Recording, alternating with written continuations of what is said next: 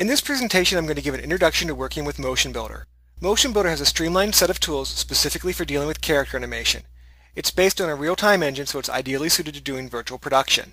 You'll notice the user interface is dark like the other media entertainment products, and it's based on Qt, so I can take any of my panels, undock them, move them around, and then redock them. If I have custom tools written in Python, they can also be docked in the user interface.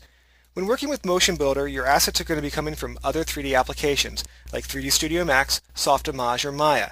In this example, my character came from Maya through the FBX file format, which is motionbuilder's native file format.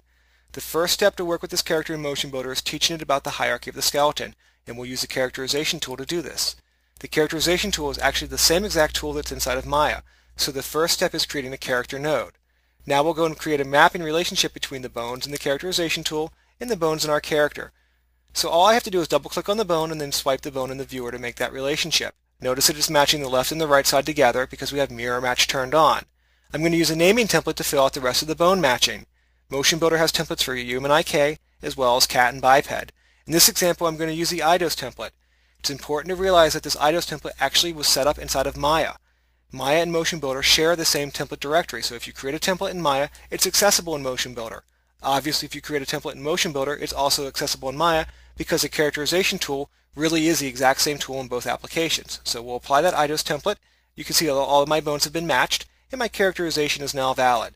So we can go ahead and lock the character off. We have a choice between biped and quadruped. We'll choose biped for this example. And we can go ahead and create the control rig now. So once we create a control rig, we can begin working with this character in the character controls window, which is also consistent with Maya. We have several choices as far as the display for our rig is. We can go ahead and jump over to the wire display and hide the SK bones because we really don't need to see them. So next we're going to go and grab our hand effector for our hand in the body part mode and begin moving this around. So you'll notice that this behaves like a standard IK chain and it stops at the body part. The character controls gives me a visual representation as to which bones can be moved with my current selection, as well as which bones would be keyed if I hit the S key. If we switch to full body mode, you can see that every effect or every joint inside of the character controls window is now stroked. So if I hit the S key, I'd be doing a full body key. Notice the effect when I overdrive that hand. It has the ability to transfer the energy past the body part and solve through the whole rig. And this is really what the human IK solver is all about inside of motionbuilder. So let's go and set a couple keyframes on this hand. We'll go and we'll set an S key at frame 0. Notice that all of the controls in my rig are stroked because my current playback head is on top of a frame that has keyed information for those frames. As soon as I move that playback head off of that frame, obviously the stroke goes away. So we'll just go out to frame 60. We'll grab this IK handle, we'll drive it back down one more time, and we'll set another keyframe. It's important to note that when you're keying inside of motionbuilder, you're always keying both FK and IK at the same time. Notice the effect of the movement of the arm as I start to interpolate between these keyframes. It's doing an arcing movement because by default, motionbuilder is basically interpolating between the rotational values. At any given time, for any of the body parts, I can basically dial in whether or not it's trying to match the rotational value for a given position or a given frame, or the translation value of the IK handle. So if I start to turn up my translation reach, you'll see that hand starts to go back to where that IK handle would be at that current frame. So if we put it at 100% and we scrub through the interpolation of those keyframes, it obviously just does that straight linear drop down.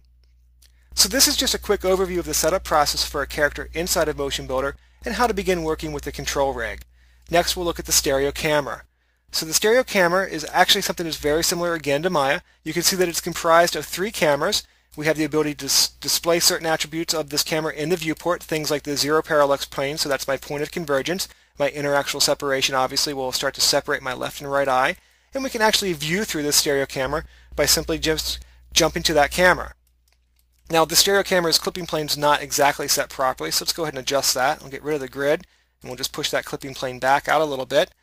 So we have viewing options that are very useful. If you've got an active display, you have the ability to view through shuttered glasses. Obviously for this example, we'll just go ahead and jump over to Anaglyph, and you can see there's my stereo viewport being displayed beautifully inside of motionbuilder. So that's a quick overview of the setup process when working with motionbuilder and the stereo camera. In the next movie, we'll look at how we can repurpose the motion capture data onto this character.